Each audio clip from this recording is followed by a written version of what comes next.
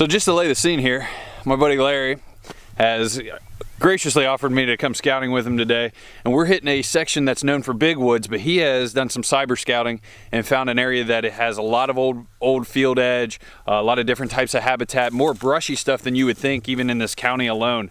It's a really unique habitat. It's definitely a higher browse section. It's really what's been the key here for today and finding all of the deer sign that we found is just the cyber scouting and finding these higher browse areas in what I'll call a big wood section of Ohio. We're crawling through the honeysuckle and the autumn olive here, literally crawling all morning, and we're just talking about the Japanese honeysuckle, and it's an invasive here in Ohio, but it's preferred food source for deer. And sure enough, Byron here scores. Our scouting trip turned shed hunting trip out of nowhere. So we're scouting this really big piece. It's got an easement in the southeast corner, and it's the only public access, and we're in the far northwest corner now, and we're actually finding a bunch of people sign from the neighboring private. They got ladder stands and tree stands lining the property line basically, and some even onto the public. So now we know just to put a big X on this part of the map.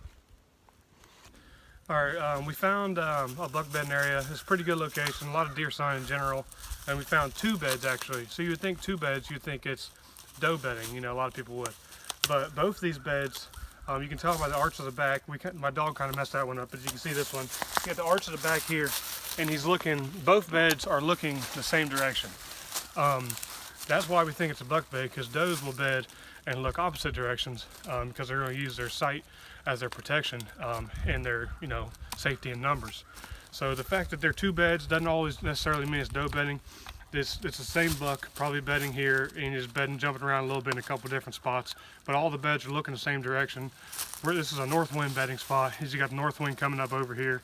It's thick all around, plus you can kind of see, so you can hear and you can see. He's got a cliff edge here to the south, about 75 yards for more protection. So it's just a prime spot. Now we just got to figure out how we're going to get close to him. We just came across this little area, hogback.